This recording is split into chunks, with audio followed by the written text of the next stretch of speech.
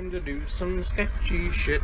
Doo-dah, doo-dah, hope I get away with it. Oh, doo-dah day.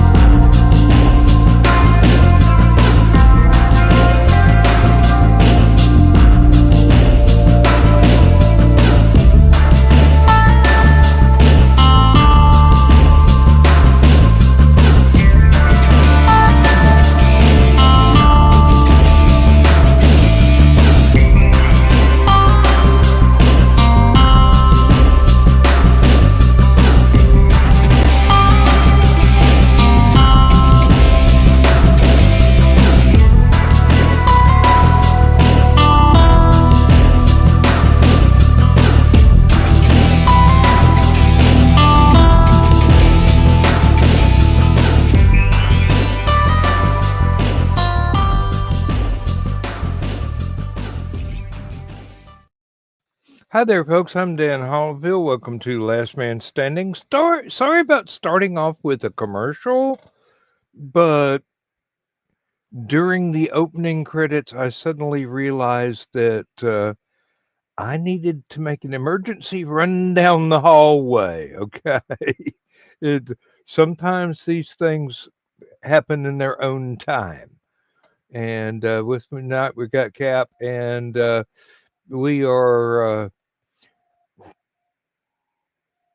coming off of a spectacular stupid o'clock.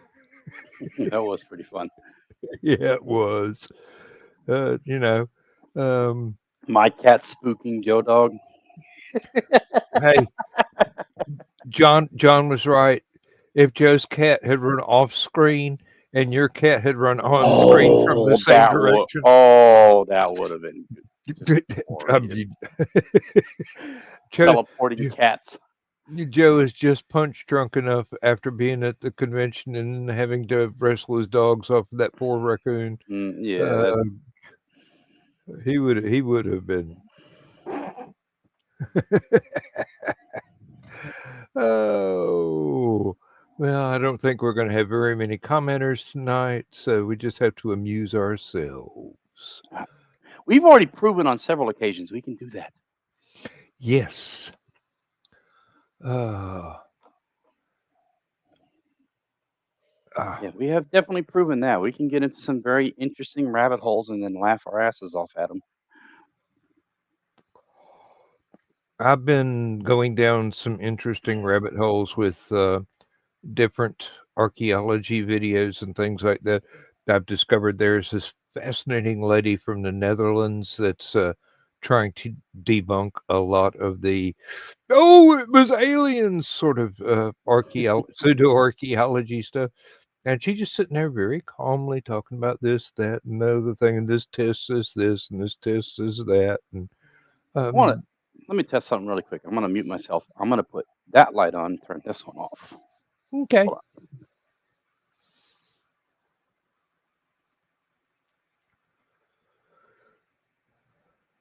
There we go. Not so bright on the people looking at this if they're, sitting there with a phone or something. Of course, Yeah, I got an alien world on one side of my head and a sun on the other side of my head. There we go. I, So now we I got can't humor I in it can't too. do that because all the brightness that's coming through in mine is from the monitor. All the white space around the actual Are you screen.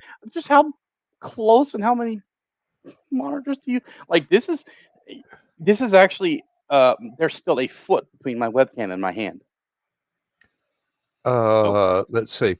My webcam is about wrist length from my yeah, hand. so see, Uh, I'm actually yeah, sitting further back from mine. So, but I have 42-inch screens as my displays. I got 42, 42, 36, and 27. uh, I I've have only I have got four displays. I've only got the one, but it's wraparound. So Oh, you got one of them big ultra wide curved screens? yeah, I do. Um, Let me borrow some of your money. Shit. hey, Sears is having a sale. Yeah, but them Uh, them them ultra wides are not that old, especially no, wraparound. this one it's about I want to say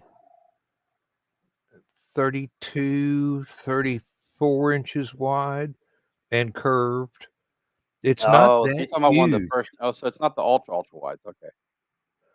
No, and it's brand new, so I haven't managed to ruin it yet. Um, give me time. I'm working on it. Uh, but it took me forever. Hey, Mike Morning, Jimmy, Mike. good to see you. And Mike Jimmy may actually have the link uh, soon as he's able to diaper the baby and get his coffee. He might join us. I don't know. Yeah. Uh, Yep. oh, he You will called come in. it. You called it. Look Hey, at that. do you know how many grandchildren I've got? That's the Uh, part I'm not ready for yet. Oh, thank the Lord. My daughter's only 13, about to be 14. oh, yeah, right. So you still got to go through the no, you cannot have the keys to the car argument. I raised you. I I know what you're like. Uh, I will be honest. I have done that already at one point, but it was just in production. Push this pedal to move, push this pedal to stop. We're going to do gentle left, gentle right, some backing up. And that was it. She was hooked. Um, But it was also done on private property, unlike some people who I have recently seen on social media took a 7-year-old of all ages in her Nissan in a public parking lot with no seatbelt on, sitting in a child booster seat driving a car. that is a While the mother little. sit, well, the mother's sitting there filming it and then publicly posted on Facebook. I will give my parents credit. When I was that age, it was a tractor going down the road, and I could stand up. Yeah, I have complaints. I have no- We will be glad to listen to them, Mike Jimmy. We will be glad to listen to them. Yeah, there we go. Look, we're entertaining ourselves already. Thank you, Mike Hey, Jimmy. no, when it came time for me to go take a test for my learner's permit, I'd already been driving a dump truck for 2 years on the farm Oh yeah, because like that's legal around here. yeah, like Um, you look at the way society interacts with things today versus the way society reacted and interacted with things then. I fired my first gun at 6 years old. I drove my first vehicle at 10 years old. The difference is we didn't have video cameras the size of our palms. We didn't have vehicles with self autonomy, self braking, collision control, and all that shit. But we also had parents who had common enough sense. You do that in your own backyard on your property, not in the middle of the Target parking lot. yeah, I had been driving tractors, the big farm truck. Sometimes I had to take the combine to some place where my dad was going to be after work, and he would show up in the pickup truck, and I'd have to take the pickup truck back to the farm to get the dump truck because he'd be ready to start loading that thing up by the time I got back because Hmm we I was rented property all over to farm on, and by 8. I was pulling the lawnmower string. yeah, that was one of my You, jobs. you want a core memory here, Dan? My father used to have one of the old big wheel Briggs and Stratton, Oh, and big old 30-inch mower decks that had the big rubber wheels on the rear and the little tiny wheels in the front. The big wheels, Briggs and Strattons, they called them. the lawnmower dragster. Yeah, it looked like a dragster, but it was little bicycle wheels though. But never a day in his life did he ever change the oil in that thing.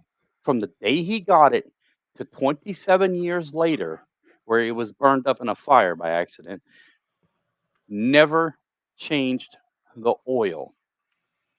Of course, that was tantamount to the quality of a Briggs and Stratton engine of that era.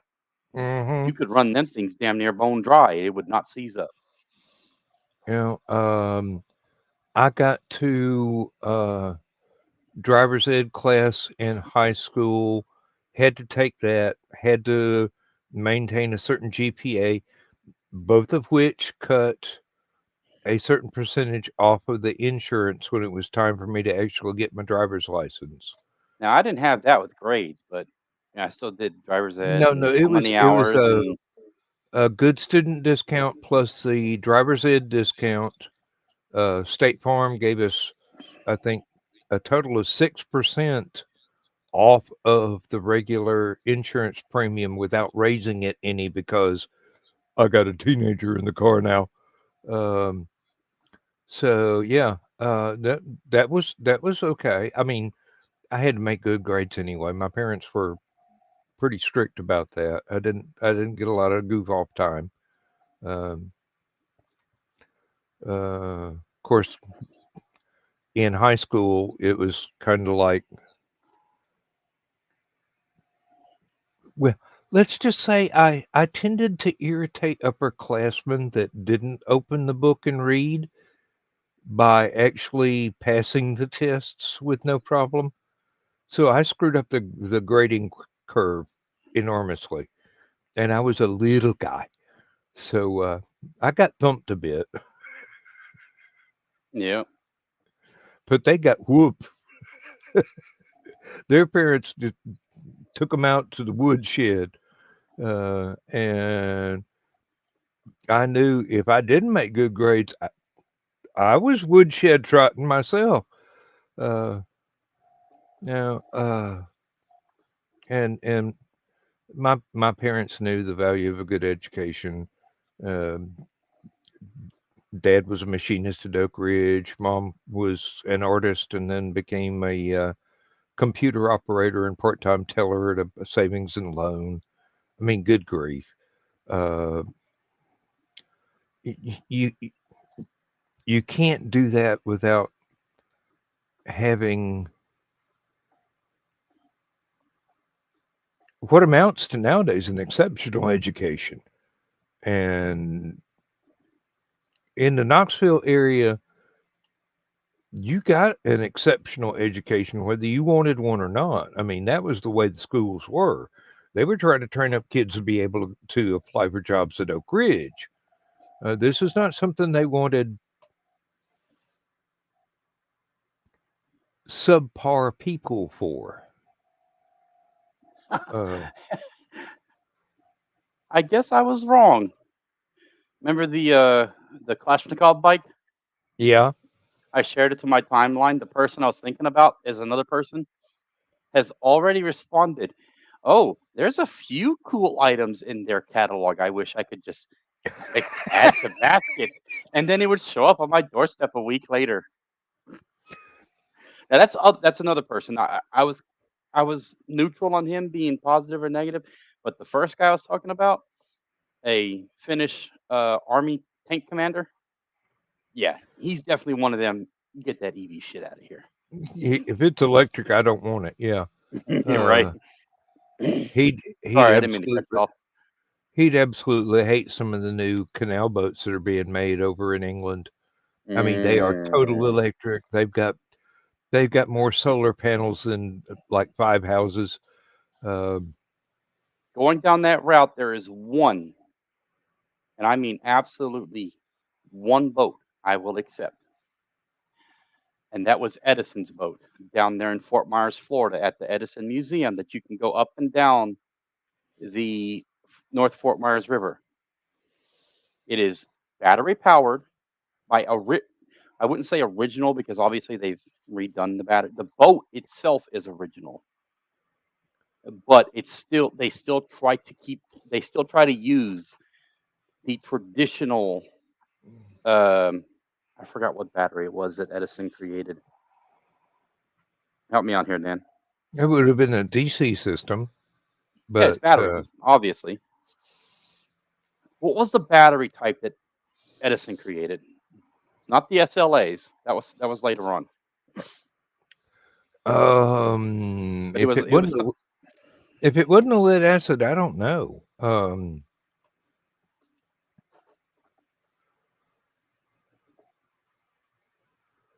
alkaline. Yeah, okay, yeah, So they actually get alkaline batteries made, big 24-volt alkaline batteries yeah. made for this boat. It's the only thing. The props, the drive shafts, the motors, and the batteries are the only thing not original on this boat. But the entire hull and everything where you sit is the original watercraft. Yeah, he said alkaline. He said, "Oh yeah, I was correct." I had to go Google it real quick. Mhm. Oh yeah. That yeah, with all that stuff, driver's ed and good student and all this other, uh, actually it was taking the pickup truck out in the middle of a field when we'd baled hay and having Dad walk alongside the truck and throw 100-pound hay bales in, and my sister and my brother in the back stacking them up, and me driving the pickup truck that got me to where, hey, I had skills. Mm-hmm. Tried to teach my sister, she popped that damn clutch every time. Just took her foot off the pedal instead of eased it up. Uh, she definitely built for automatic transmissions. Uh, oh, good grief! Yeah, and I learned how to split shift transaxle in one of the big old farm truck, the 18-foot bed dump truck. Um, hell, I learned how to speed shift a Ford tractor, which ain't supposed to be synchron mesh. But you run over enough bumblebee nests in the middle of a field that hadn't been plowed, Yellow jackets. Yellow jackets. Yeah. you will learn how to shift gears really quickly. And I don't care if the tractor will only do 20 miles an hour.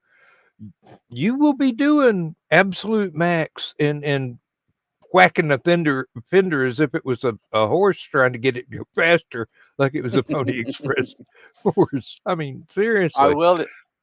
I will admit, though, also growing up for me was Peachtree City. So, Oh, and this was before what I mean. Even by the time I graduated, they still hadn't implemented this yet. Golf carts. oh yeah. So, according to the laws then in the 90s, you just had to be 12 with a parent, 15 without a parent. But there was no ID requirement. There's no license plate, no ID number. There was no requirements. You literally just either got on your bike and went around town, or you got on the golf cart and created all sorts of mischief hell with other people.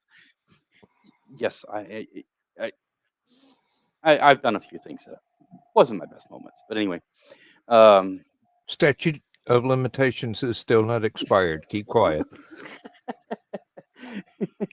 um, so yeah, that was also another way for us to learn how to drive as kids in Peachtree City. Was we could spend all weekend yanking around. If Cat you got don't the stop, zoomies. that's how we learned a lot too. Was I mean, because you had a brake pedal, you had a parking brake, you had the accelerator, you had the reverse forward of the motors, and then of course you also had some of the gas ones.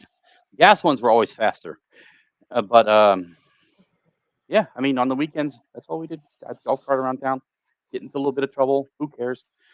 Then the real trouble you got into was if you got stranded somewhere. You just had to leave Yeah. the damn thing. You just had to leave it. There was nothing you could do.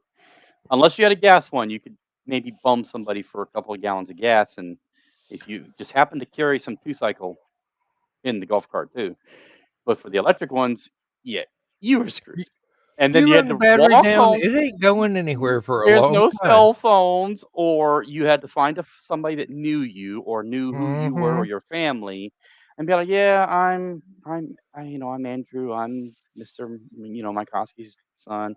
Oh, do you need a ride home? Yeah, please. And could you stay behind after you drop me off to make sure I'm okay for about a good 10, 20 minutes?" We've had that happen a few times where me and my brother would get stranded, and then we get dropped off by somebody that my parents just happened to know. Where's the golf What cart? did you do? It was more like, where's the golf cart? It's over there behind Kedron. It's behind Kedron. Get upstairs and get out of my face. Because then now mom or dad has to call. What we had was two guys that ran around town, and they had this little mini tow truck. Like, this guy actually cut the bed of a full rollback. He cut the bed in half and put it on a smaller regular pickup truck, and just had a regular ramp that would slide it back a little bit, bring it back up, and it would fit a golf cart on it. You had to call that guy, and then you tell him about where it is, a description of it, and he would go find it. Because apparently he applied to Peachtree City to be the only vehicle other than police, city hall, or responders to legally drive down a golf cart path with a regular vehicle that he could go down there. He'd scoop your golf cart up, bring it back to your house. Now, in terms of me, when I said Kedron Village, mind you, to get to Kedron Village by golf cart took you at least half an hour. You're talking all the way across Peachtree City. And then it died. And there was diddly squat you could do because most of the golf cart paths weren't actually in the Kedron Village neighborhood. They were on the lake behind the neighborhood, and the lake was all downhill from the actual Kedron Village. So, yeah. Mm. Oh, I would have grounded your ass so many times. Grounding wasn't even a thing for my father. He just whooped my ass. That's your grounding right there. Will, back in the And day, it wasn't back, switches. It wasn't hand. It was either that belt he had or, God forbid, he was in the right mood. And out came that damn frat paddle of his. Big old 3.5 foot long, 3/4 inch maple wood. And he actually put holes in it so he could get that thing around. lessen You the air were resistance. you were straight up medieval beating with my daddy. There wasn't nothing about it. Then of course there was a day he caught me trying to start smoking. He about killed me, literally. Well, yeah, I can understand that. I mean, he took his Beretta, stuck it in my face. I said, "I ever catch you again, I brought you into this world, I will take you out of it."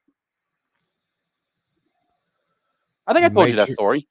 you never got caught again, didn't you? No, I quit. I was like, that was when I was 19, and I have not touched a cigarette. I can be I don't mind being around people when they smoke. It doesn't bother me per se. And I've had people offer me. I didn't even get into weed. I was just like, nope.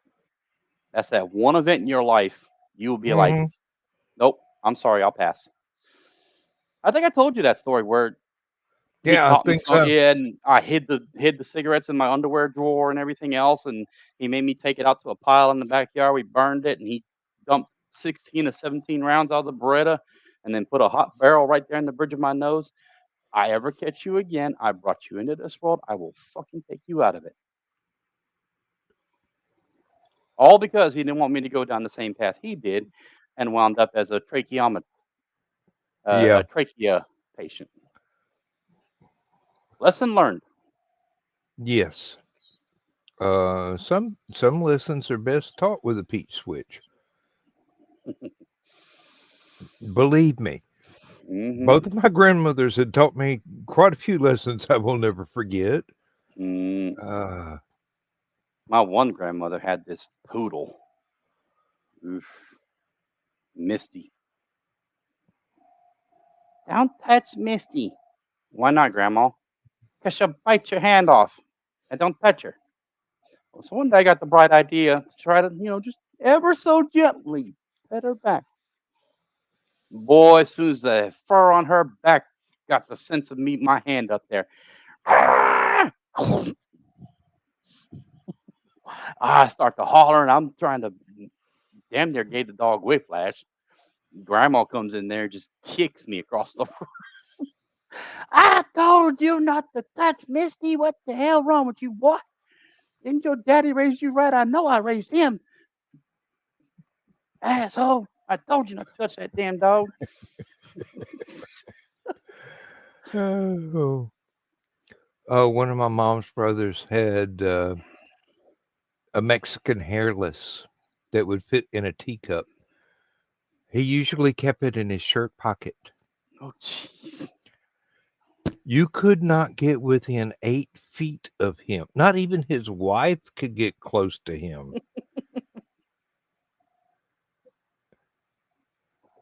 Hey, there must have been some conditions that did not apply because they had 2 kids. So uh, Had to be some kind of contact in there somewhere with the dog not involved. But, no, going to a Sunday dinner or a family reunion, you just kind of tiptoed around Uncle Bill and hope the dog stayed in his pocket. If it ever launched itself, it'd be like a teeny tiny alligator. Okay, okay. So it's in a pocket. So that's the silo, right? A ballistic Yeah. fur missile. Hey, Ballistic Melissa. fur missile. Hello, Mike Jimmy. What's up, Hello, dude? Aurora. Let's see if I can get myself centered. Oh, She's she already is looking like, who beautiful. are? I'm just looking at that face. It's just like, who are all these people? This You is didn't draw them, did you, Dad? more, but I'm not hungry anymore, and I'm only halfway down my bottle, so I need more. No. Yeah. You had a long night for once. I want to relive those days, but I don't want to relive those days. Is she starting to sleep through the night? Oh no, she started sleeping through the night at 6 weeks. Oh, good. So no, we've just had a couple of rough nights last week, where she wakes up very early, like 4 a.m. instead of the usual between 6 and 7. Mm. And last night we had a weird night where, well, we're starting to have a mouse problem because I don't have a cat anymore. And the wheel for the stroller that we have for her had a leak. So I replaced the inner tire. And while I was taking care of her in the middle of the night, finally got her settled down. She was finally starting to fall asleep again. The inner tire exploded. So Liz and I stand up straight in her bed, going, "The frick was that?" Yeah, for it to be like, oh, okay. Luckily, I got 2 of them because that was a thing, and we like using her stroller to get around. Yeah. You lived over here. I got a buddy that's got nine kittens he's trying to get rid of. We got a very nice one. It's the like we got the whole Maxi Cozy set, and we essentially got it for cats. free. Cats, kittens. No. My wife is allergic to cats. I used to have a wonderful cat. That sadly had to give away to a wonderful little lady that takes really good care of her. But yeah, I miss my little buddy. On the other hand, look what I got back. Yeah. It was a very hard decision. But if you have to wake your wife up to go, please start breathing again. That's when you go, we got to make a decision between the cat and your life. Yeah, breathing is important. Yeah, exactly. You want to keep Luce around for a long time, especially if she's carrying your child at the same time. Like, it's not one person you're grabbing on that. No. I see. Yes. She was very allergic. Like, she was already very allergic to cats in general. But it only got worse with her pregnancy. I wonder if the biochemical changes during pregnancy it kind of exacerbated the allergy. Yeah, probably. It would happen. It would happen, or at least it's possible. So yeah. Yeah. On the other hand, she's no longer allergic to kiwis, so it one gets worse and the other doesn't exist anymore. So hey, you take what trades you're offered. Yeah.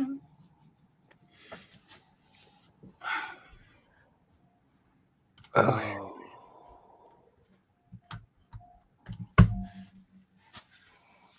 What There's a baby. Yeah, you could have your bottle down. I want you to drink more. I need you to drink more. That's not anything my parents ever said to me. He says with a beer in his hand. Yeah,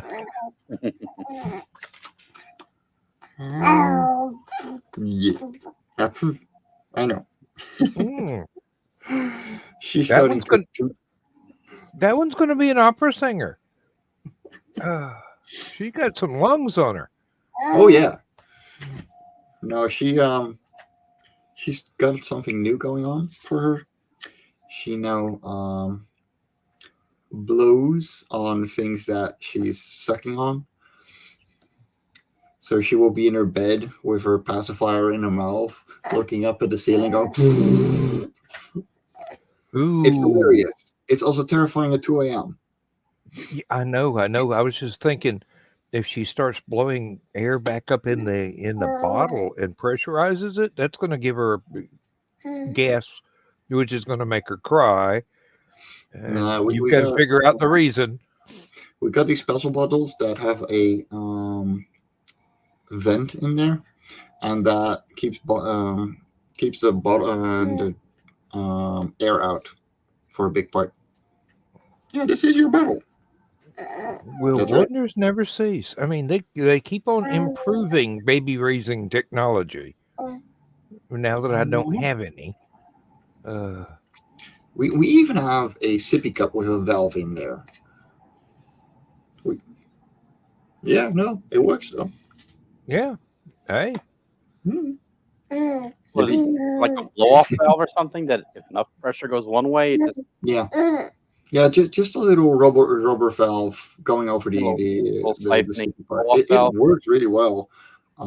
We tried it yesterday, but because we use thickener for her bottles for milk, it didn't go through properly, and she doesn't have the sucking power yet to actually go through the valve with this stuff. Mm. But once we get into water and stuff, she'll be 6 months in 2 weeks. So, yippee!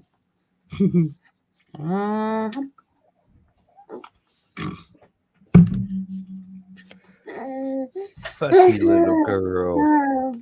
Yes. But How how are you better go? you? Bright eyes.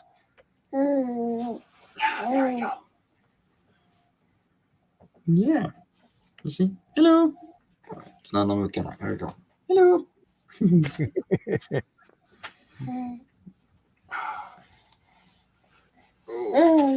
Yeah, Yes, you're a I big remember girl. them days. It was only 13 years ago for me. Time flies, doesn't it? I'm sorry, 14. She's turning 15 this year because she's a Pearl Harbor baby. 12, 12 7, 9. Hmm. So yep, she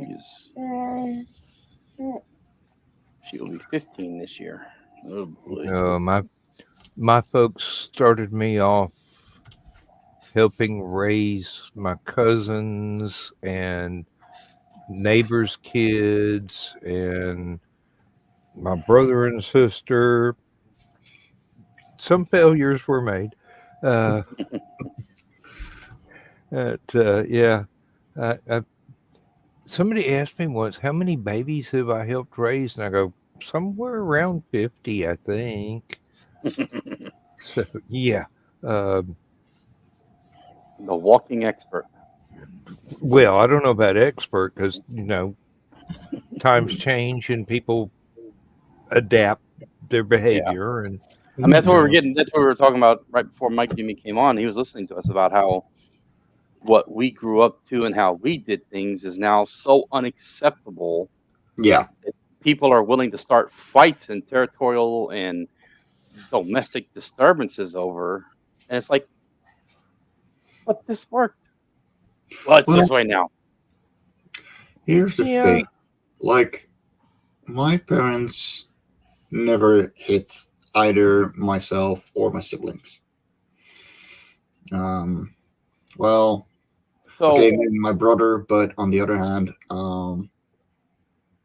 literally a criminal. So, So it's you're all, saying that no physical discipline was ever used?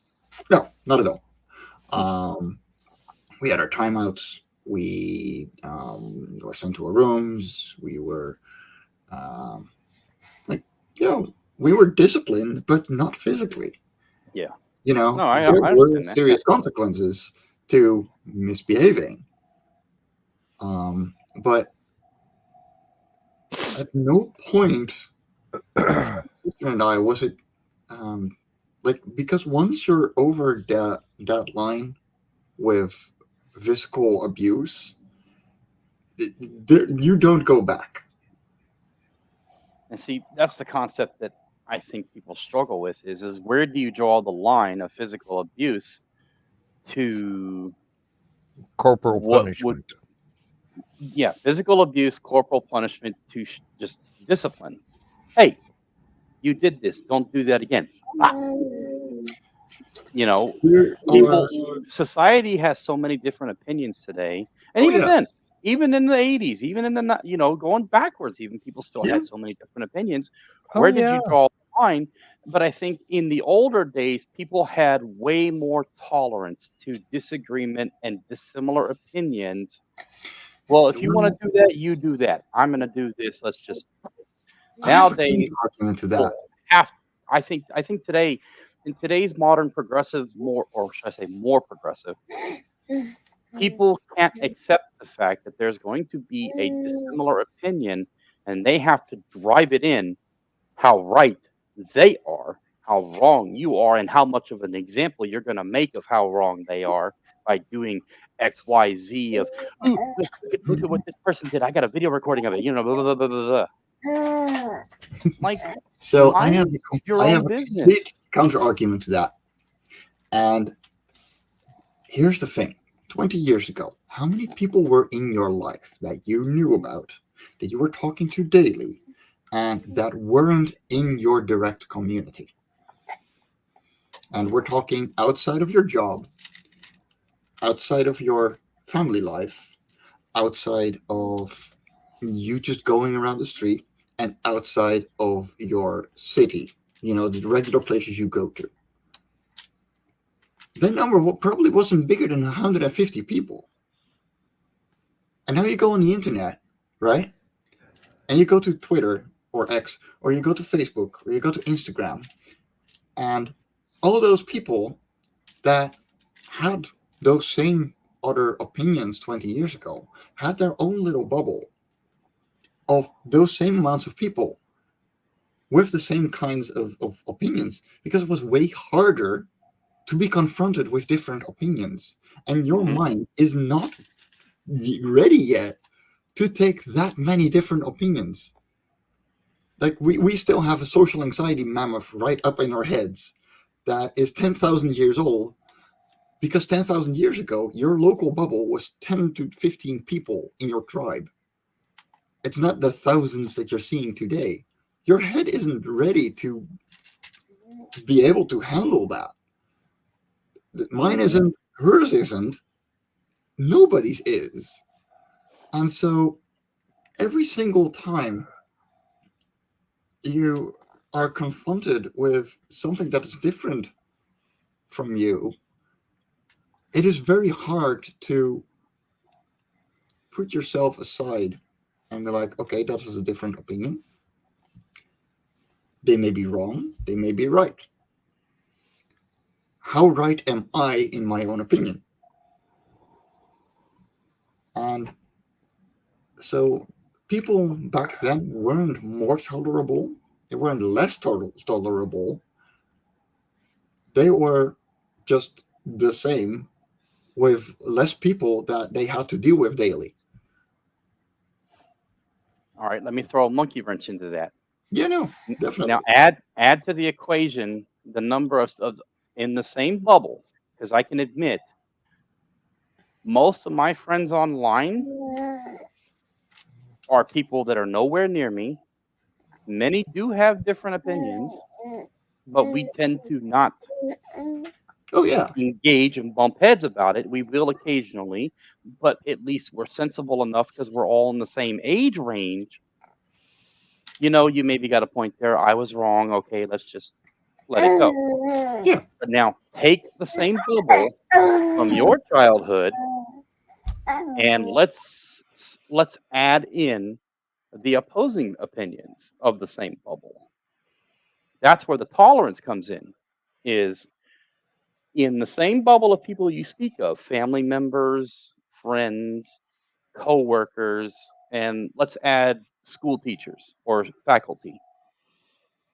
Out of that entire bubble of you growing up with people of those of different opinions, how often did you find yourself having to actually duke it out to see who was right, who was wrong, who's getting exposed, who's getting canceled compared to today if you took the exact same number from then to the exact same number now?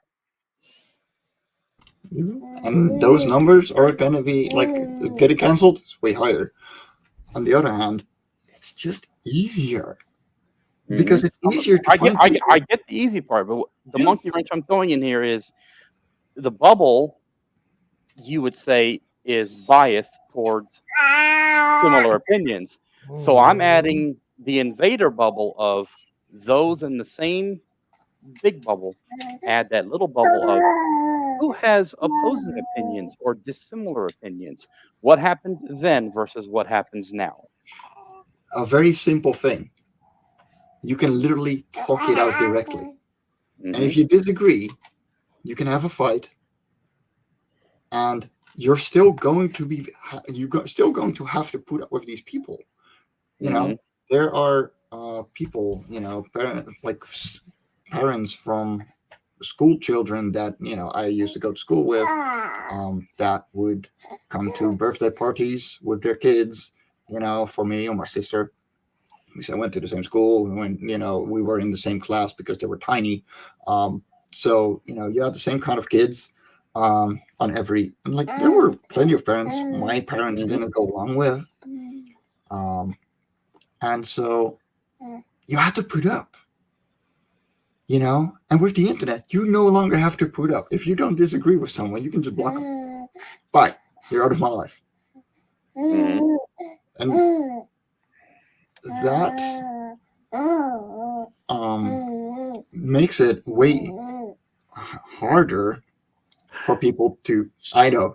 She is so into this conversation. Yeah, he's right, Daddy. You better not argue with him. You go, Dad. Yeah, you leave bearded man alone, but you let goatee dude. He's got the argument for you. Sorry, Dan. That's all right. I'm just remembering I was raised by a succession of generations going back to the Victorian era. See, that's another factor is where are your roots? Are you a rural person? Are you a suburban person? Are you a suburbanite? Are you a city dweller? Are you a farm boy? Are you are you just common? There's so many aspects. When I come with the tolerance issue, I think that in the older days, it was just even when we started to get the internet, you saw the rise. Oh yeah. Of where even people with similar interests even started to get into things where they would find a way to find something dissimilar and make an issue out of it, making a mountain out of an anthill. Yes. The core issue I'm having now is how even people you may be familiar with want to drive it into you now. They're just like, oh no, you're going to accept this or you're going to pay the consequences. Whereas in the older days, people you were familiar with, well, I don't agree with you, so you go on and do yourself. Yeah, that's not even a thing anymore. You have to fight for your very societal existence these days. Yeah, I actually completely agree. That is definitely one of the downsides of social media. Yeah, it's like I do it myself. Like I try to stick to the old days, and there's a lot of people that will compliment me on this. They'd be like, there have been times where there was something that I really was passionate about that I absolutely knew that person was wrong, and it's like, look, dude, I'm not going to argue with you. Here's the facts, take it or leave it, because this is factual, hard, debunked information, or not debunked, but proven information that says you're not accurate here. Yeah, I mean, I've lost friends over it. I've even made friends out of it. But Yeah. for the most part, I will. I'm more of a moderator to many of the different people that I know. I'm the guy in between of everything. I will see this party's fault. I will see this party's fault. I will see this party's pros. I will see that party's pros, and I will make a mesh grid out of all of it and say, well, look, they're right on this aspect. They are right on that aspect. But I'm not going to choose a side or not. Because if you guys make me choose a side, I'm going to say the heck with all of y'all, and you'll never Yeah. talk to me again. Mm.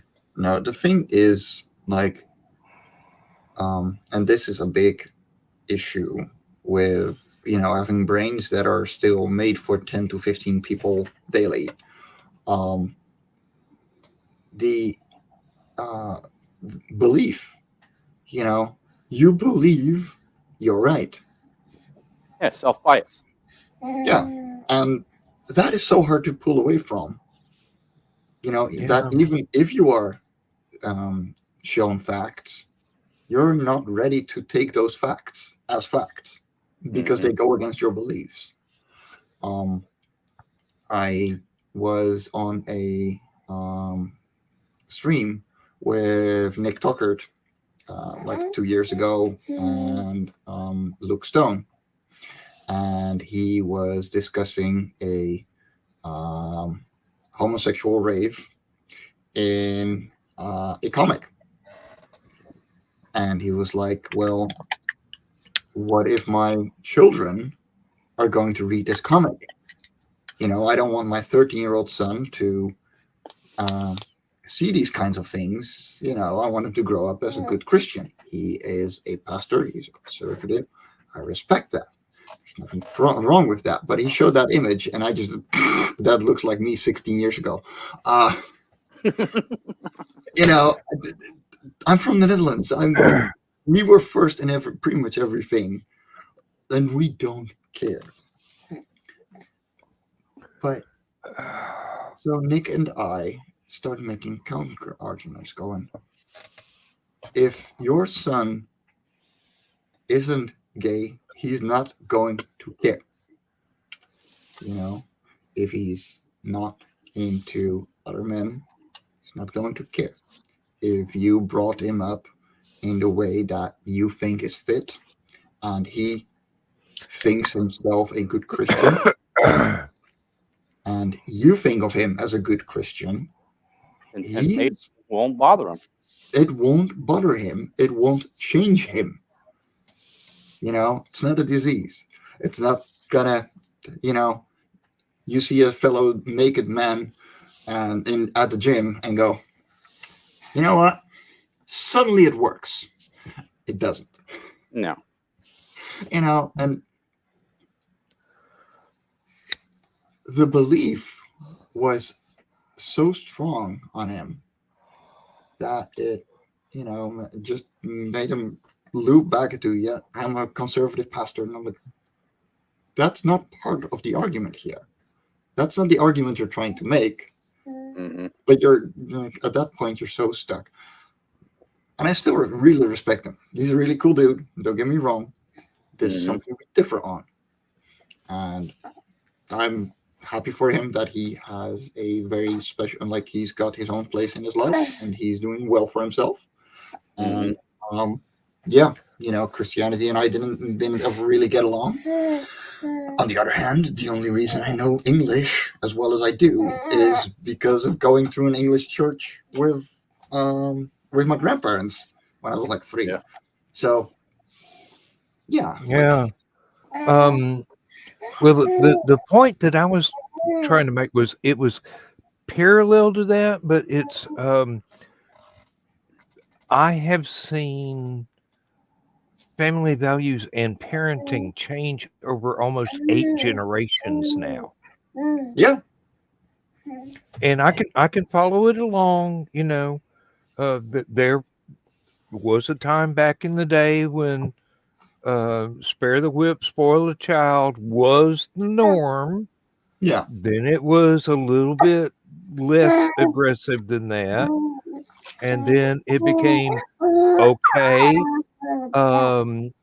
Gonna have to use my wits here and not physically discipline the child, but I've got to let them know that I'm very disappointed in their behavior. And then you get on and on and on up till nowadays, and it's like uh, almost 30 years ago. Uh, One of my grandsons was running around the house in diapers, pulling stuff off the glass stuff off the coffee table. Mhm. I told him no 3 times. His mama didn't say a word. His daddy's sitting there just going, "Oh, it's Papa Dan's house. I can't do nothing. Besides, this is my ex-wife. If I say a word, she's gonna take the boy away."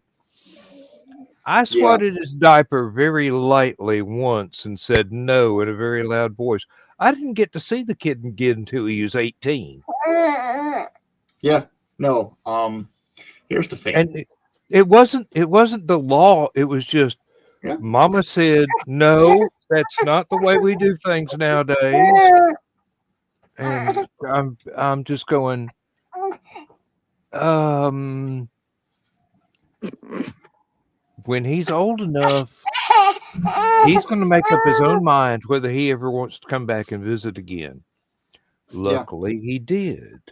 Luckily for me, uh, he forgave me for. He didn't even feel it. It was more of a sound on his diaper.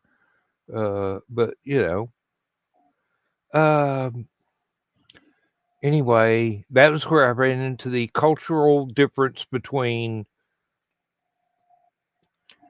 I got switched, I got spanked, it's no longer socially acceptable. So I have to stop doing that. So I had to switch to psychological warfare. Ooh, psyops. Hey, Dan, bouncing back to that Kalashnikov bike, Yeah.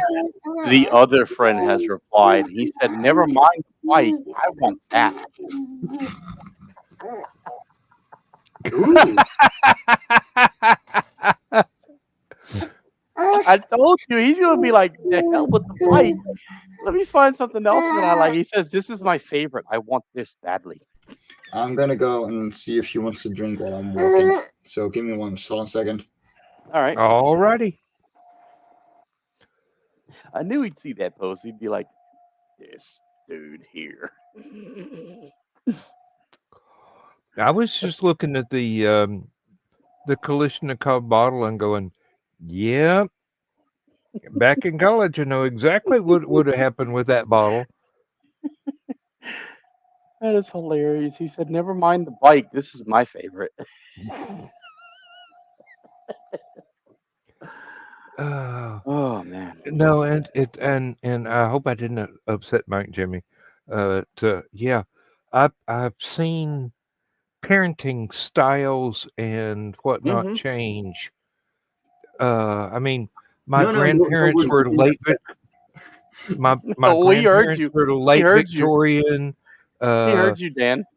yeah. Okay. Yeah, Good. no. Good. I still get you on the background. You. You didn't offend me. You didn't do anything. I'm not. If anything, I'm enjoying the conversation. But she is, she still has half her bottle that she needs to down She did because launch her. Yes. She launched she's her got a dating long tool too, so I saw that thing night. just go. So I'm literally just walking around the room, seeing if that helps. I know the drill. Believe me. Exactly. Like, don't worry Yeah. about it. Um, Social norms may have changed, but babies don't. Right. They still need attention. They still need love. They still need, as they get older, they still need boundaries set. Uh, they still need access to things that will engage their mind, books, coloring books.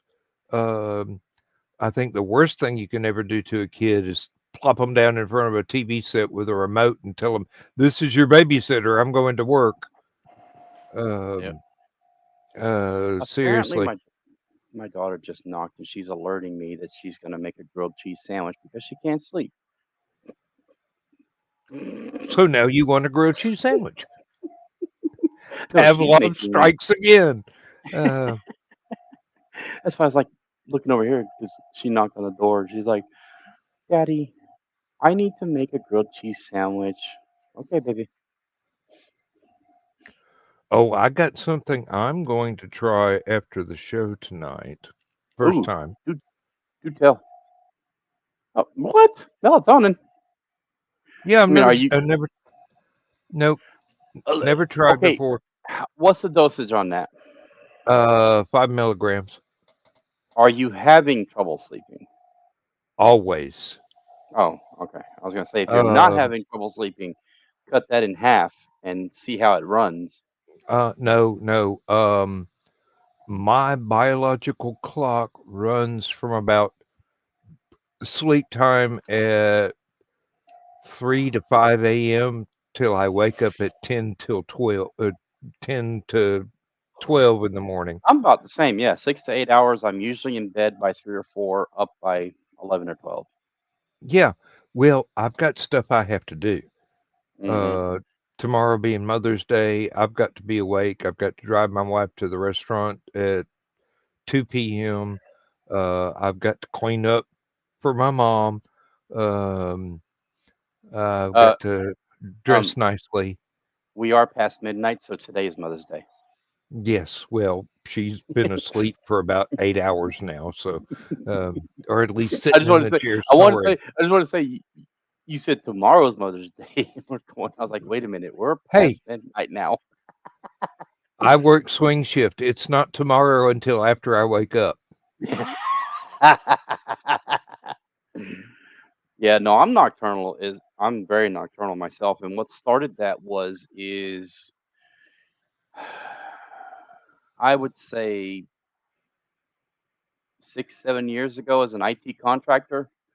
I was one of the on-call stuff hit the fan, remote in, fix it guys, and I always opted for the third shift because then I could also be doing things online. Nobody else is bothering me. Then I kind of got into the gaming aspect too of gaming because I do a lot of player versus player, which is you versus another live individual sitting at a computer. A lot of that dies down. It makes some of the games that I play, which are survival games, they're all logged off. So it's just me running around doing what I got to do, stacking up everything and S- getting everything, Setting up know. booby traps. Uh, So yeah, I became very nocturnal, and yeah, my typical time range is wake up noon on average, in bed by 3 in the morning, 4 in the morning average. But I do actually need to kick that back around because with Morgan turning 15 and getting into driver's ed and everything, I'm gonna have to start, you know, mhm. turning that around. Um, And with me, it was 46 years of swing shift yeah, and having to be either uh, well, we did have a uh, 3 8-hour shifts at one time, but then we went to two 12-hour shifts. hmm So I was either up all night and asleep all morning and afternoon, or I was up all day and then trying to hmm sleep at night because being awake at night is a little bit more comfortable just for my biological clock. yeah. Just I think my worst time is in respect to swing shifting was when I was Civil Air Patrol because once I became a senior member and I was a wing, George, you know how, do you know how Civil Air Patrol works? yeah. You got all the little squadrons in various counties and cities. Then you have a region of the state. Well, then you had what was called the state wing. So for me, once I transitioned into Georgia State wing of Civil Air Patrol, I became an on-call. all the time person, because Civil Air Patrol, not exactly at the level of Boy Scouts, as in the low sense. Civil Air Patrol actually, if I'm need gonna hop be, again because she is very active, and Luz just woke up as well. So I'll talk to you guys later. all right, it All was good right. seeing you, Mike. Thank you, Mike. Yeah, And no. good night, Aurora. Get some sleep. Drink your milk. Yep. Eat your veggies. Bye bye. Bye bye. So once I became a wing asset, or a wing member, basically they were looking to me to organize things, because Civil Air Patrol is also a search and rescue and civil defense and disaster readiness. Mm-hmm.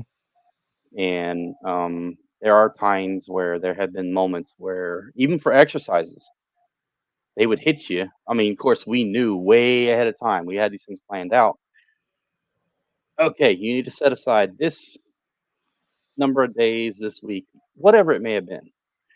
And once you got closer and closer and closer, you had to adjust yourself to be ready, that, like any other responder anywhere around you, it was that buzzer goes off, Instant on. get your gear in that, get your rear end in gear. Mm-hmm. One of the biggest events I ever organized was a SARX, which is a search and rescue exercise, where we took 20 different squadrons, and this actually was an interstate exercise. The whole southeast region participated in this one. So we had 4 squadrons from Alabama, 3 squadrons from Tennessee, 6 from Georgia, and 7 from Florida, and we all convened uh, into the Okefenokee swamps of South Georgia, Mm-hmm. because this was going to be a combined effort joint search and rescue of 2 aircraft, 1 boat, and 5 cars.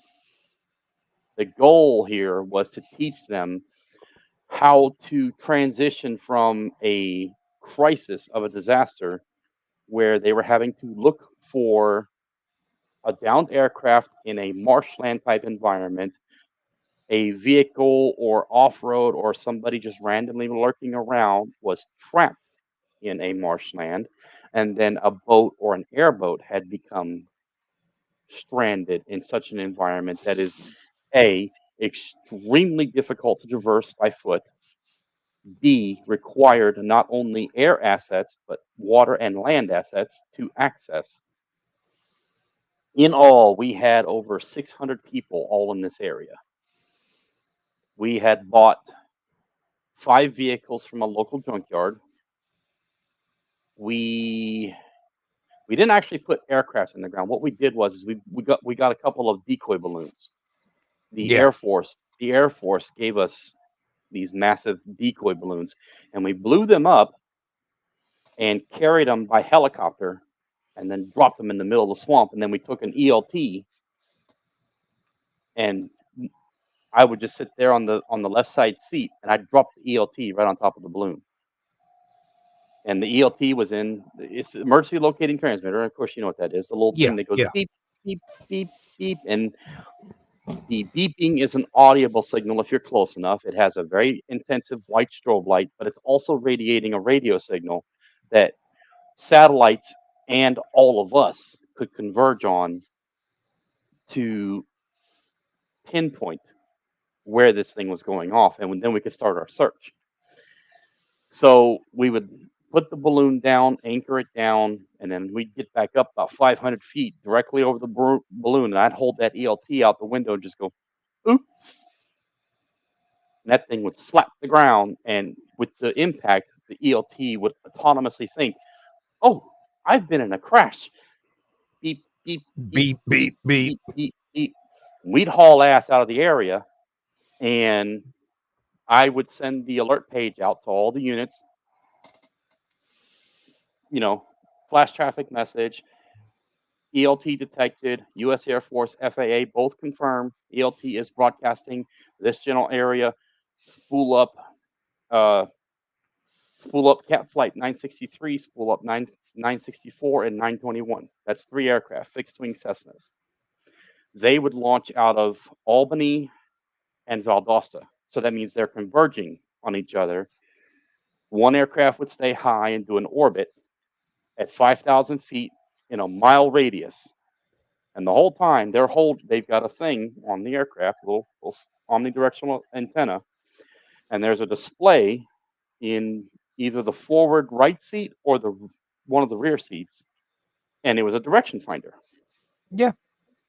And as soon as they locked onto that thing, the aircraft would radio down because they could see the people on the ground with the boats and the quads and whatever else we had going on. They would radio down to, Cap Ground 34, 33, whatever the number was. Of course, that's where my online moniker username comes from. I was Capstar362 in Civil Air Patrol. Now Yeah. you know why my online name is so unique. If you actually Google my name, Capstar362, the entire first page is nothing but my online identity of all these various places that I hang out, and I use that as my name instead of, my actual legal name, because you know how it is in today's world. Yep. Um, Hello, Angelina. hello. So, Uh, swing shifts are difficult. I will admit, even in my 20s, that was a very hard thing to do. I always found when we had the 3 8 hour shifts per day, I always found second shift to be the most comfortable. You hmm clock in at 3 in the afternoon, you clock out at 11 at night, get home, or if you're lucky, there's still a few restaurants that you can go hang out with your friends and, you know, party for a little while, or just go home and stay up and do something till about 3 a.m., hmm crash, wake up somewhere around 10, You see, I never liked and first shift either because everybody's always crunching. Get this done. Get this. yeah, Because it's opening of the day for the business hours, and so opening is always the most difficult. I mhm. agree. Second shift was always the most peaceful, and then third shift was it's either going to be just one and maybe one other person of you shutting everything down, and then you're bored out your mind. So yeah, Or it all with makes no sense. management there, everything actually ran smoothly and you were fighting to stay awake. I know some people that work third shift at like places, fast food restaurants. They're just sitting there fiddling their thumbs on TikTok or YouTube or texting every friend left and right, and then the occasional drive-through. Boom, boom. Welcome to Taco Bell. How may I take your order, sir? Exactly. Then when we went to 2 12 hour shifts a day, it's Hmm. like I you're don't think I've you're ever either done 12-hour. 7 to 7 or 7 to 7. Uh, in the That would wintertime, that would confuse the hell out of me. in the I'm sorry. wintertime, you did not know that the sun existed. Uh, you went to work in the dark, you came home in the dark. Hmm. You were either asleep while the sun was up, or you walk out of the building and go, "What is Yeah, this I don't think I could ever do 12 hours. brightness?" Hall County, as a matter of fact, Subway about 5 years ago, they've converted all their stuff to 12-hour shifts now. Corrections, sheriff's office, PD, they all run 12-hour shifts now. I don't know how they do it. Or Um, 12-hour. yeah, well, if you get used to 8 and then you have to go to 12, it's not that rough. If you are used to 12 and have to go to 8, it can be a bit jarring. But Hmm. like I said, with my body clock, uh, sleep at 3, get up at 10, uh, mess around, whatever, do everything you got to do during the day, then go to work at 3 in the afternoon till 11 o'clock at night. It's Mm-hmm. okay. You can do it. Tw- 12 and 12 was better because you had more days off. The days, Time accrued, right? yeah, well, it was 4 on and 4 off for a 12 and 12. They had a really complicated schedule that would give you like 2 days off, then switch to second shift, and then you had 1 day off and switch to third shift, and then you had 4.5 days off before you came back on first shift, or yeah, whatever. And it's like you're making good money, but you're never awake long enough to go spend any.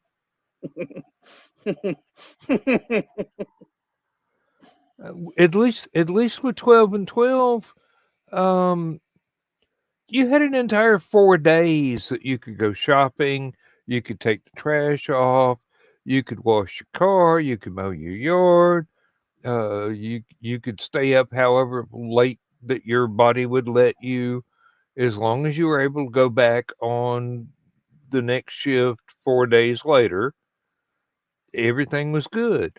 And like I said, Mm-hmm. I put up with this for 46 years. And my wife is going, not even nursing is that hard. I'm, honey, you're right. Uh, and then again, she's wrong because nursing entails a hell of a lot more emotional investment. Otherwise, you're not doing it right, even though you're not supposed to get emotionally invested in your patients.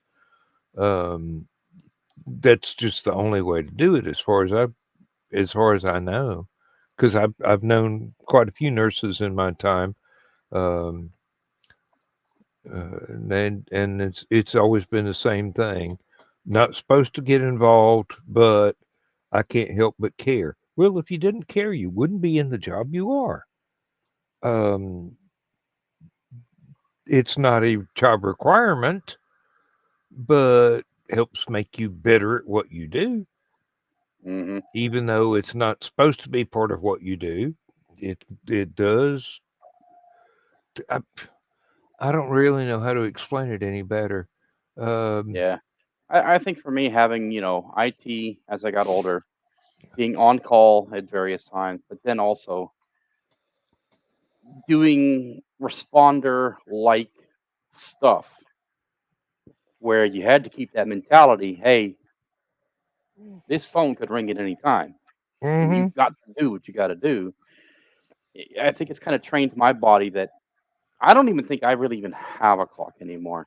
I have literally gone to bed with the intention of getting 6 hours of sleep, and then something would happen, whatever it may have been, that I didn't get enough sleep and I need to go on a trip, or I didn't get, I'm 1 or 2 hours in, and somebody calls me from my family or a friend or whatever it may be. Even with just an hour of sleep, boom, I'm up, I'm in gear, and I'm going. Yep. Like I inadvertently I have done that to the point where um,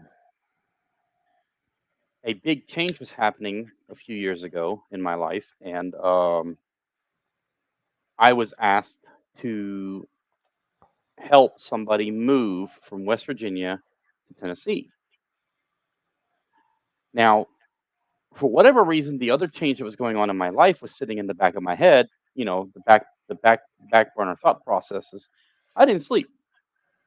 I'm sitting there just laying, and I have kind of dabbled in this a little bit. There is documentation that says as long as you can keep yourself motionless on a bed, you don't physically need REM sleep. But as long as you are in a position where you are relaxed, you're in a state of relaxation like how you normally sleep, you can still refresh your body enough. So I got an hour literally asleep. But the remainder of the time, which would have been 6 hours of sleep, I'm just laying there like, whatever, you know. But I'm still physically resting. I drove 8.5 hours after getting just 1 hour of sleep with a 40-foot U-Haul truck bearing down of 27,000 pounds worth of moving somebody. Incident Hmm. free. Incident free. As a matter of fact, they almost slid off the road. But me, oh, they slept good. They had a perfect night's sleep. But me, I had 1 little hour of actual sleep, and I'm just sitting there laying there like, whatever, I'll deal with this later. And then I drive for 8.5 hours with a 27,000 pound truck. Yeah. I have discovered that there is an old person secret. Why did you? Old patient secret. What was that all about? Well, I'm not exactly a spring chicken anymore. No, there's a reason why uh, grandparent age people will take cat naps in their chair several times a day and then seem to be able to function for 48 hours at a time without any sleep whatsoever. And it's because, you know, even in the middle of the day, if you nod off for an hour or you half nod off and did your dad ever complain when somebody changed the channel on the TV while he was sleeping and the lazy boy he wakes up right then and goes, I was watching that. That's because he was listening to it Mm, and still getting more REM sleep than you can get at night. Basically, just it's condensed. It's just uh I know philosophers could probably do a hell of a lot better job explaining it than me and probably a couple of doctors, but you know, it seems to be a condition of getting older where you can catnap and wind up with the ability to just snap awake and do something, even if it's some really complicated, mind intensive task, because you have that, your brain has rested, hmm but you didn't actually sleep. You just kind of snoozed a little, if you can catch the the difference. But yeah, um, Have you ever had the opposite though? Have you ever had the exact opposite? Your mind is fully rested and it's ready to process the universe, but your body's like, "Would you shut the hell up?" And you're just like, and your brain's just going, "Move, move, move, move, move." Your body's like, "No, no." I said, "No, no." It's so weird how that happens. Like you'll have your brain rested, ready to fire, everything going, neurons full steam ahead, nuclear reactor. Your body's like, I'm a tired old rusted car. We're not doing shit. yes, I'm a writer. I understand fully. But then there's other times where your body's just like, "Ugh, Viking, let's get this done. I'm gonna smash anything in my Mm. in my way," and your brain's just like, uh, what did you say? Yeah, that's basically. I will wake up. I will stumble to the bathroom. I will run a brush through my hair. I will go to the coffee pot and I will make a cup of coffee. My wife starts trying to tell me her plans for the day, and I'm going, I hear noise, but there's no meaning involved. Uh, I hear wait, gibberish sounds that are unprocessable. I keep trying to tell her, wait until after my second cup of coffee before you actually try to get my brain to engage in anything. You just watch your soap operas. I can make my own coffee. Um, it's just she's so perky. Uh,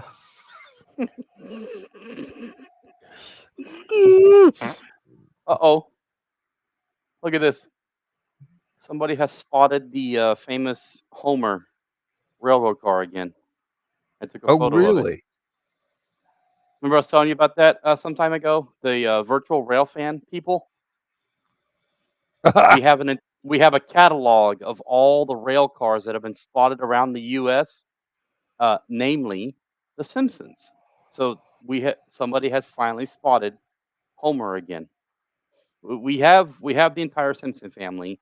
We've got Homer, Marge, Maggie, Bart, Lisa. And actually, we have the sisters too. And then there's Mo. Krusty has been spotted. Burns has been spotted. Mr. Smithers has been spotted. But now we're also starting to see Family Guy and other cartoons as this graffiti here on rail cars. And for whatever reason, they won't clean it off. And I have found out why. When you see like these numbers and these barcodes and these placards and everything, Hmm. apparently, if the graffiti is not offensive and it does not cover up the regulatory markings of the rail car, they'll let it slide. But if you do something where it covers up the markings and the indications of what the car is, the serial number, what kind of brakes it has, they have to respray the car to get the regulatory markings back visible. So yeah, Hmm. this is so much fun doing this stuff in the rail fan community. This car has been in so many places photographed. There's videos of it even going across a crossing. Somebody even made one with the Simpsons theme song.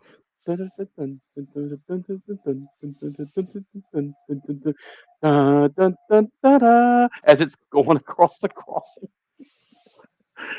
There is one caboose that used to be very, very common at the factory. Sometimes Hmm. it would sit there for a month before it ever got hooked back up to a train and go. I could recognize that damn thing miles away. Uh, There's a caboose in Flowery Branch they've got sitting over there off the Norfolk Southern line. I've actually got 2 videos I filmed from right there, or maybe more. I forgot how many videos I have now on my channel of rail well, fanning. the graffiti on it is not very artistic, and you get the feeling that either they used the wrong kind of paint or it got scrubbed down a few times. But Yeah. it's starting to look like a Jackson Pollock painting. Wow. I mean, yeah, there's some of these people, and this will actually divide the hobby. People are like, "Oh, you got graffiti idiots again," but other people are like, "Could you imagine just how much time it would take to like that Homer?" Hmm. It has been said that it was 20 man hours by the anonymous person who may or may not have done that art. That it took him 20 hours of that car sitting somewhere where nobody cared about it for a while until it got put back into service for him to spray that 60-foot long rail car and make that thing an actual crisp. What is up with my hand here? Ooh, Screen Web, accurate. Yeah. my webcam's picking up a lot of dirt on my hand. Shit. Mm. Anyway, yeah. So I mean, that it's an accurate piece of artwork that looks like something would put on canvas. And people are like, it's graffiti. It's a criminal act. Get rid of it. And other people are like, no. In a word, Banksy. Hmm. You know, I mean, I find myself siding with the artist as long as you Definitely. do what the railroad says. Don't mess with the regulatory markings. serial numbers, or anything else that identifies the car, have at it. Don't be offensive. Don't be a prick about it. Don't be putting up there, gang signs and F this and, anatomy of male or female body parts or whatever. Do something that expresses yourself. I'm fine with it. There's actually some very, very good artwork out there. Yeah. And I have seen a lot of it, and not only on those railroad cars that come in. Walls, buildings, smokestacks. Remind me again how they get up on these bridges in Atlanta. I mean, how do you? What is that place? Right there by the state capitol, Yeah. heading southbound. There's a railroad bridge up there. There's a pedestrian bridge up there. There's a road bridge up there. But there's also something up there that I don't know. My mind just cannot comprehend how they got up there. It's a conduit bridge because it connects the state archives, power, and data to the Georgia Capitol. It's just pipes in this little steel bridge that runs over the Hmm. connector right before the tunnel, right before the big tunnel at the Georgia Capitol. It looks like a little miniature railroad bridge, but it's actually a conduit bridge because I've seen it from the top down. There is nothing but pipes and cables and conduits running through this thing, and it's got this massive barbed wire protection thing running across it. How are they have painted it numerous times? How are these people getting onto this thing while there's traffic below them? This massive razor wire fence on both sides, and one side is the secured parking lot of the Georgia Capitol. The other side, as soon as you get off the wall of the interstate, there is a 20-foot chain link fence and the Georgia State Archives building less than 2 foot away from that fence. How are they getting over that fence to get on this thing? How are they getting into the secured parking lot to get over the razor wire fence of that side to hang off of this thing and spray paint new graffiti? How are they doing this? Inquiring minds would like to know because you'll see they'll spray it all that dark tone gray again. And then about a week later, I guarantee you on one side or the other, the south side or the north side of that little conduit tunnel, there'll be new stuff up there. Hmm. I'm like, how? How? It's like, are they stopping a vehicle temporarily and hanging a ladder up the top of that thing? The vehicle drives off with the ladder, and then they do their work, and then another car comes up and they climb down the same ladder and then drive off. But then you would be right there in the middle of 6 different cameras looking right at you. Like, how?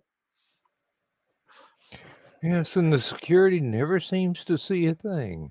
Yeah, it is so weird.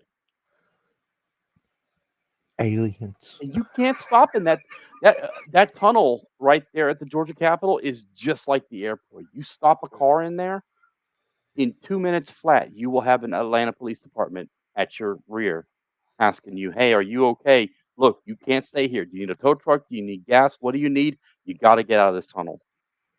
So how are they getting up there on that little conduit tunnel without them Uh, knowing? Or do they have Klingon cloaking technology?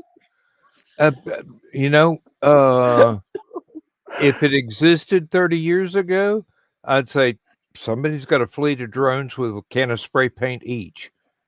Uh, Oh yeah, this has been going on for decades of them hitting that I little know, thing. I know, I know. I used to wonder how somebody would paint a big heart with initials on it on a water tower. And I'm going, But I mean, there's a aren't ladder on a aren't there water tower you can aren't there climb up. security guards? I mean, sir, it's right there at a junior college. Didn't somebody see this? Mm. Um, Oh, you know the ones that really kill me are the big green interstate signs. How are they getting up there? Because if you look at the post where these things are, the big metal post that goes into the ground, the first 10 feet of that ladder have that big metal protective shroud around it. You can't climb up that thing. You have to have lock and key to open that guard shroud to access the actual ladder to climb up there and fix the lights or whatever may be going on. How are they getting up Oh, there?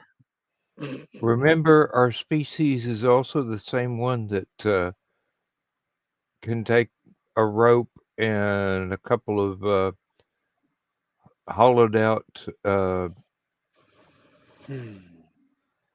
nuts and bolts and climb mountains.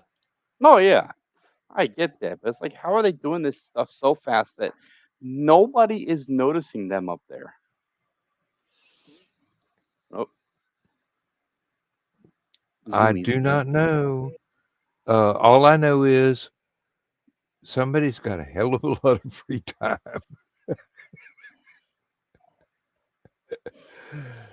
Oh man, I Oh, tell you.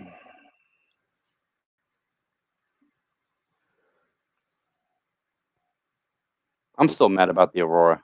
I wanted to see that so bad. Nope.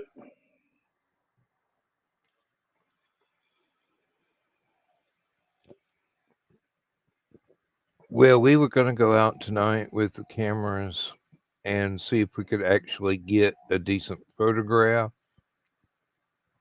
but I decided I needed a nap, and my wife decided she was going to watch Eurovision from I don't know how long. She watched some kind of retrospective that went on for years. Mm. Uh, but uh, last time I went to the bathroom, she'd already gone to bed. The house is dark, and Carlos Santana is nowhere around, so I didn't get any theme music. Um, but you know, she's Poor dog. she's got to get up in time to go to church tomorrow. Hmm. She's got to drop off a surprise gift for her secret sister in the church group without being seen. Um, I, I wish her my best ninja skills, believe me. And then in the afternoon, we've got to meet up with the family and mom at a steak restaurant that my mom does not care for, but my sister makes the choices. I'm going, okay. I see how this is going to play out long time from now, I hope. Um, whatever my sister decides to do with the family farm when it's our myself and my siblings having to make tough choices. Um, I foresee a bunch of McMansions going up on the farm, and Mm-mm. yeah, I know Dad would be pissed. Um, I'm tempted to just tell him, look, my little brother's got his house back here. That's his third. You got your house way off on the other side of the county. You can have this part. I want the family home. That'll be my third. I'll pay the taxes. I'll do whatever it takes. I will keep it to where we can start having our family reunions here, just like Mama always wanted. And it just, hey, uh,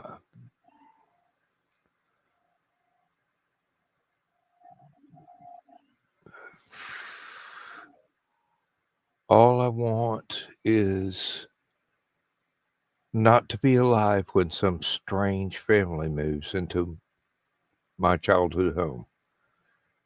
Mm. Yeah, I'm sentimental that way. Yeah. Yeah. Uh, Mom and Daddy worked real hard to get that, to turn it into something, to build it up, and make it a home, and uh, fast money is not worth giving that up. It's worth more than money can buy. Which, thankfully, my brother and sister don't even know this show exists, so they'll never see it. So I Sometimes can I be, wonder if my brother and sister-in-law or my mom is up secretly watching this stuff. You're like, what the fuck is he talking about? I think one of my aunts may actually be subscribed. I'm not sure. Uh, But I mean, it's like I never have heard about my mom or my any of my family being up at this time. So I'm assuming I'm generally safe because, oh boy, well, it never is come up in recorded. conversation. I mean, seriously, um, Yeah, it's going to be there on YouTube as long as I've got an account. yeah. For me though, like they know about my channel, but I don't share. So I think I'm pretty safe there. Oh, sorry, I'm opening up these electronic wipes. Oh, for a minute there, I thought you'd broken into John's serious putty locker. Uh, Hey, don't threaten me with a good time. hey, I'm not even supposed to know he's got that. Uh, Not even the government knows that well until tonight. Uh, Hi NSA. Hi ATF. hey, Bobby, how you doing? Oh, I still got to talk to him too about the Hallowcon. Shit. Oh yeah, yeah. Um, I'll send him. I ye- apparently right now Facebook has been on this evil vengeance with me. And I actually have a friend that works as a supervisor at the Austin office uh, for the moderation teams, and somebody is going around in the moderation staff at one of the three offices, and they're just finding stuff in my messenger from years ago, which right now is actually a company policy. You cannot retroactively punish someone, but I have it actually just went to 1 day, so it was somewhere around this time. Um, I was on a 7-day chat ban for no reason, no rule stated, and when I clicked appeal, it was automatically denied. And I was like, this has actually been an on and off thing with me. Somebody's going around at one of the moderation teams doing exactly what the company says you can't do that no more. We stopped that. And so every time this happens, I email my buddy. I said, look, somebody's hit me again. He's already fired one person for this because that person was like, well, I'm a moderator. I'm going to do what I want. I don't like what he says. And my buddy's like, and I'm your boss. Pack your shit. you just overstepped your responsibility. Right? And I'm like, thank you. So, I mean, he told me, he literally tells me every time it happens, send me an email and I'll figure out who it was and I'll remind them, don't do that shit. Your job may cost you your job. Ooh, these things are actually pretty good. I like these. I'm reaching up here to my big screen. I need to do that screen for real. This one's Oh, okay. tell me about it. Um, I've I got actually, I to. actually need to take this screen down because it has. I honestly don't know what this is. If I turn this camera around, I'll show you. I'm not sure what's going on here. See that? Yeah, It's not backlight burn, but then it's over there too. I have no idea what this is. It's on the inside of the screen because if I wipe it, It nothing. doesn't do anything. Yeah, it's inside the screen, but I have no idea what it is. And I have forever, since I put this screen up when I first moved into this house, and then it just kept getting progressively worse and worse and worse and worse. And I keep telling myself, I need to take this screen down and clean it. I never do. Yeah, I've got some of the glass wipes that I use on anything with a touch screen, which That's what I does just not bought. involve this modern monitor. That's what I just Uh, bought is a big tub of those. yep, But I on can this screen, that's something I can't clean from the outside. But that screen, and that screen are blemish free. I just need to figure out what that is. manufacturing defect is my first No, guess. these screens are. This screen especially is a 10-year-old display. 11 actually now. I got this screen. Um, this is actually, if you look it up, the Vizio M420 SV, and the SV special variant. This screen can actually play games at 1080 resolution because it's got a 1 millisecond panel. It's a first generation 1 millisecond refresh panel, gray to Hmm. gray. And when this screen came out, that was almost unheard of. So this is an 11-year-old TV that I have had as a computer monitor playing battlefield, like first person shooters where you're there is no ghosting on this screen. I love this screen. I pray I can keep it going for as long as I need it to because I love it. Now, this screen is a first gen sharp 42-inch LCD, and it's my secondary when if I'm doing something here, like gaming or whatever, this screen has secondary tasks on it. Like if I'm gaming, Discord's or TeamSpeak's going to be on this screen, so I can see who's talking to me while I'm focused on this screen. I can just glance over. Oh, okay, what you doing, Rico? The screen above it is a 27-inch Lenovo, and it used to have what this screen now has. This screen now has hardware monitoring on it. The entire screen is nothing but a bar graph sliding by with graphics processor powers, central processing power, amount of video RAM used, amount of system RAM used, amount of page file used. It's giving me an instant readout of everything that's going on from my gaming system. So if I'm doing something like a game and I notice the game is just like it starts, acting weird, I can instantly look up and see if it's whether I'm overheating, I'm using too much memory, I need to dial back something. I love it. This screen also ties into my security cameras in the house, so I can flip the mode over and see that at a moment's notice.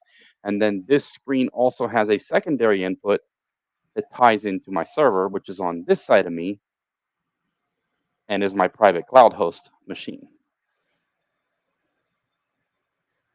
Basically, I have the John McClane live free. It's a what is it? Live free or die hard. The basement command center. It's a command center. It's a basement. It's a command center. You don't tell me what I want to know. I'm going to kick your ass in your own basement. Oh, I don't really need any of that, but I've got access to click on something and have it show up on this one monitor. Yeah, because you got Although, you got the big wide wraparound. yeah, Does but yours? Does that one actually support the split I screen can mode? do that. Yeah, yeah. I I was gonna can do say that. if you have that, you're golden. Oh, what I would like is for to be able to have it split between two computers. You can do that if you have multiple inputs on the back. If it has the right mode, you can make left side one computer, right side the other computer. Um, I tried that, and it tried to give me picture in picture, and then said, "Oh, this is not a gaming computer. We can't do that." And I'm going, "Excuse me." Um, I'm wondering if oh, both computers have to be using the same resolution. That's why. yes. Well, they are now because I went and made sure. Mhm. Otherwise, when I flip from one to the other, it's either doop or doop, and I Mhm. got really sick of that the first day. So I went through and made them both the same resolution. But no, it's. I think it's probably the fact that I am using HDMI and just having to manually switch from one computer to the other on the monitor. Mm. It may You just be that this thing does not have all the bells and whistles it said. It might. That might be an issue. Yeah, and I mean, I've got I've got spare monitors. Mhm. I could rig up a multi-monitor system, one that was always going on the old computer. Um, the only thing I'm using it for now is balancing my checkbook and paying a couple of my bills because I do not want to have a text on my cell phone to tell me, yes, I'm trying to fucking log in. Give me the code. That is the most annoying thing, especially when Yeah. it's supposed to be a a browser that is supposed to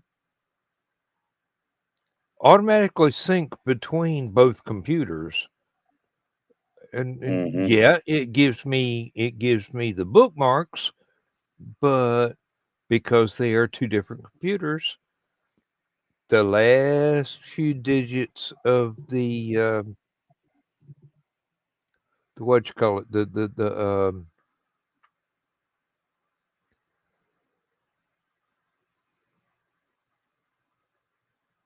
anyway, the code that lets the websites know which computer you are logging in from. Oh, you're talking about cookies and OTPs, one-time pins? No, well, that, but then if I if I log into my bank on this computer, I've got to accept a text to punch in a code. The next time I go to the old computer and try and go to the bank, I've got to get the one-time code to Mm. re-identify. It's like, I can tell you why um, they're doing that. It's to prevent session hijacking. They're thinking that somebody may be tunneling through your one computer, trying to log in from another computer. The server says, "Wait a minute, you can't do that." So it'll force the other computer off and force you to re-authenticate the session, just to ensure that your original session has not been hijacked. So it forces you to create another original session. hmm Yeah. it's And very I annoying, I'm but definitely I'm definitely a back and forth about multi-factor authentication and everything. That is a double-edged sword, and it actually has hit me once already. If you lose that second authenticating piece, you are screwed. If the company mm, cannot access, like when I changed my phone number last year because of some ongoing BS with another person, um, I had forgotten about one account, and because I no longer had access to that telephone number, even though I still had the app on the phone, the only way they would accept it is if they could contact the other phone number. And I was like, I don't have that phone number anymore.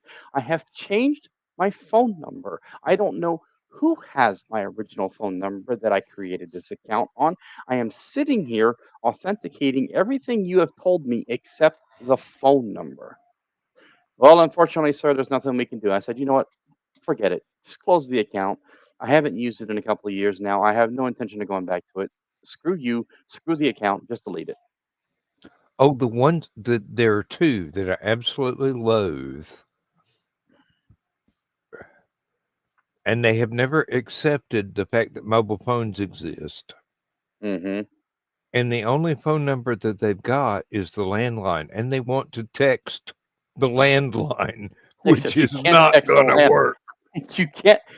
Have you ever tried to text the landline? Have you seen what it tells you? This is not a fucking cell phone. Go Yeah, away. it says this is a landline number. You are not able to text this number. Yeah. Yet they insist. I mean, it's like, oh, this is the only telephone number in the universe that we recognize is attached to all the information that you have already verified with us. I'm Mm-hmm. going, maybe it is time that I stop having an account with you then. Um, there are a couple of things that every time I get uh,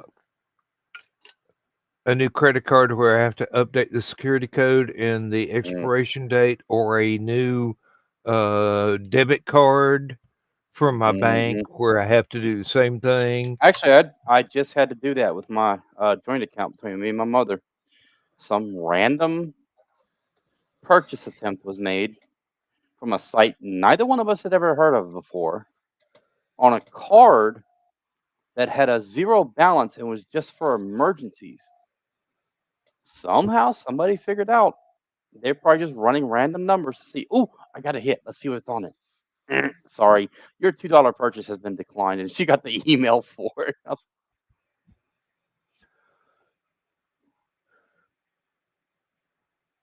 When were you in Albuquerque, Mom? yep. This thing says And Tuesday. Yeah, I know. 3 minute warning. Yep, 3 minute warning. Hey, if you guys want me to Yeah. stop that, I will. What? So I'm just observative about little tiny little things like that. I No, know you guys no. try to keep. I know you guys try to keep stupid o'clock in this in that 2 hour confines, and sometimes we get into big conversations, and I'm just sitting there Uh, watching that clock creep. if it weren't for having stuff I have to be adult for tomorrow, we could talk all night, and Hmm. Uncle Carl would just say, "Damn you, Dana," because he wants to watch all the madness. Hmm. Yeah, sometimes I believe Uncle Carl is my biggest fan because he watches every show, even if he does have to wait till the next day. Um, Well, I mean, I already understand why he makes clips and images and little memes out of them, and then he makes fun of us on the group, hey, that's all right. right? Um, That's what I it's got a for. sense of humor. I mean, seriously, Yeah, well, yeah. people been poking fun at me all my life. If I wasn't able to take it, I probably wouldn't be here I dishing will it say out. I will say I felt a little bit concerned in green room the other night when I dropped the ET photo. The whole room just kind of deadened out, and I was like, "Mm, I hope I didn't do that." When we were talking about the hey, $20 is $20, and I dropped that photo, Oh yeah, I was don't like, worry about it. did I just kill the room? I'm sorry. Don't worry about it. Um, I mean, it's always something that happens with me. It's just, and unless somebody got a screenshot, it never happened.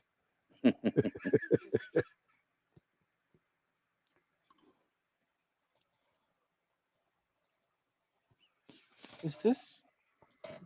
I mean, face it, that is why we feel so free to cut loose in the green room, is because it's not recorded. And Oh, I if gotta it see. ever gets recorded and Carl finds out about it, Oh God. whoever did the recording is gone forever. Hmm. I Uh-huh. send this to John. This guy's got a Russian 14.5 uh, cord heavy machine gun, and he is waste firing it, Rambo style. Oh, I should tell you. There's a guy I don't know if he's Australian or English. I can't tell from the accent. I think he's English. Mr. Hughes, Hewes, or something like that. He Mm-hmm. re- he rebuilds tanks for fun. Is it Hughes? Hughes. Is it Hewes I on the think spelling so. by chance? Okay, he's British. I know exactly who you're talking about. You know, Whistling Diesel, the media guy that lives in Tennessee now. Hmm. That's who he got his tank from, Oh Mister yeah. Hughes. Well, I mean, Yeah, that's he's Mister got Hughes. like six right now, as Oh far yeah, as I know. he's got The all British sorts. chieftain. Oh, and Yeah, He's been working on a Russian. What is it? T2. maybe I think he has a T-34 up there too. Yeah, he lives out in just the middle of nowhere, England, and yeah, that's Mister Hughes. That's where Whistling Diesel got his tank from, and he shipped it to the U.S. Hmm. Yep, that's Mister Um. Hughes. Yep. Yeah. He when they were Matter of fact, working. Mister Hughes is the guy who got what's that? World's Strongest Man. What's his name? Nowadays, I wouldn't know. It's on Facebook.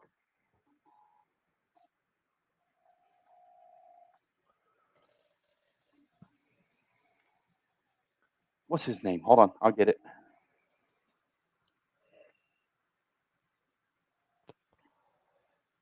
Eddie Hall. Oh, okay. That guy. You know, he did you see the video where he drove around England and he said if you ride on my tank, your Uber is free and I drive you wherever your Uber was taking you.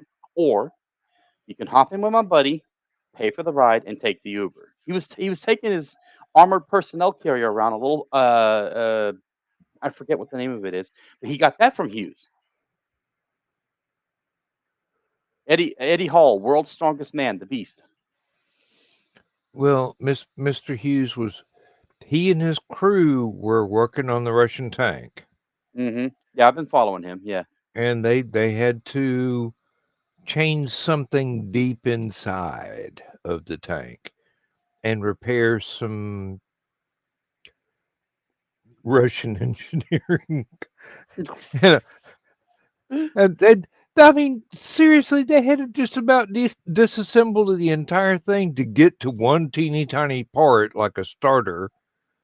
hmm And I commented back, "Who designed this damn thing? Fiat?" hmm And they It's so. laughed their asses off at that one. Oh, Eddie Hall almost got himself in trouble on a video last year. He decided to take this little tank of his and see if it would fit in a car park, aka a parking garage. Hmm. The main entrance was actually on the second floor. They get it in there, and I mean, there is literally only half an inch of clearance from the topmost object on this tank. They get it in there. They get it halfway across you know how a parking deck is built. It's all Yeah. cubicle sections of columns and floors. He gets halfway across the first floor section of the first cube. The whole garage goes. Eddie froze. He just literally jumped on the brake of that tank. Like you heard the tracks grind the cement. And everybody's like, what the fuck was that? I don't know, guys, but I'm going in reverse. He backs the thing out. There's a crack in the floor now. It's like, let's just back out of here. And then he looks behind him. There's like 6 cars waiting to get in the car park. Now he's trying to back this tank APC out of the car park. Everybody's getting mad at him and shit. They're like, how are we going to hide this now? Eventually, though, they did do a ultrasound of the bridge. The crack was surface only, and he offered up the money to have them, take the crack out of it. Apparently, the funk they heard was the whole foundation shifting on the 13.5 tons of the weight of this APC. It moved the entire structure. When they described it to them, and then they saw that the crack was only in the surface, it did not penetrate the whole, the whole floor. They were like, "How much does this thing weigh?" He says it's 13.5. The guy went. It was an engineer. This was on one of his blogs. That's not on YouTube or Facebook. It's an actual blog that he wrote. He says the guy disappeared into the first floor and into a utility room that was a basement, actually. And apparently, there is a sensor down there that indicates if any kind of shifting has occurred on the foundation. And apparently, when he drove that tank in there, it shifted the building. The whole structure, as one big piece, went thunk. I was like, yo, you are so lucky. And let that be a lesson to you, children. Never take an APC into a parking tower. Always park outside the convention. Obey the weight limits of structures. Yes. They are there for a reason. And believe me, the Finnical factor on those is very small. The those tolerance numbers alone. And as a building gets older, obviously that tolerance is going to get lower and lower and lower. Degradation of age. All right, let's see here. I've got okay, that's got that ready. And Cap, good night. Thank you very much. Good night to you, sir. Good night to viewers, and y'all have a wonderful night. And good night, Mike Jimmy, although it's morning for you. Thank you for being here. And we'll see you later on in the week or next week or whenever the next opportunity presents itself. As long as there are no police cars outside the house, I'm fine. Good night, everybody. Bye-bye. Transmission overload. System will shut down.